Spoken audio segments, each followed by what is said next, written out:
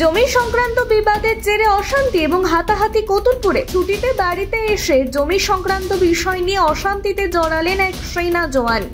গতকাল কতুলপুর স্টার লজের সামনে ব্যক্তিগত জমি সংক্রান্ত বিষয় নিয়ে হাতাহাতি হয় বেশ কয়েকজনের মধ্যে।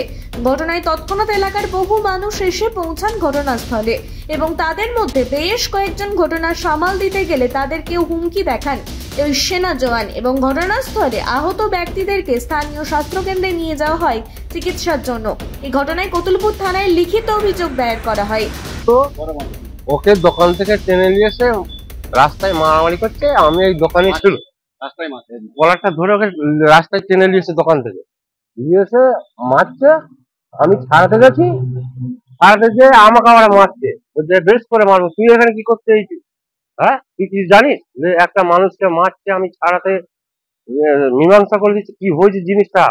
বিরাট অগ্র মিরাজ যাকে আসছে, তারপরে আবার জাকির ভাই এলো মোটর সাইকেলে করে রাখতে দেয়নি, ওকে আবার ধরে ফেলেছে।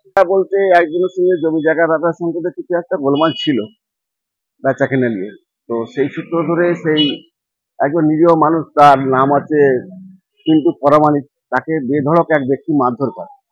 আর মারধর করে বলতে থাকে নাকি আমি আর্মির চাকরি করি। তারপর আমি দোকান থেকে বেরিয়ে এসে বলেছি কি হচ্ছে তোমাদের, মারামারি করছে, কি ব্যাপারটা বলো। তারপরে আমাকেও মারতে থাকে। তারপরে আরো যারা পাশাপাশি দোকানদার ছিল, আরো মানুষের, তারাও জিজ্ঞাসা করে, তাকেও মারধর করে। এইভাবে চিৎকার করতে থাকে রাবণে মূর্তি যে আমি নাকি আর্মির চাকরি করি, আমি কারোর মায়া বইনি, আমি সবাইকে মারবো, এ ধরনের মারতে থাকে।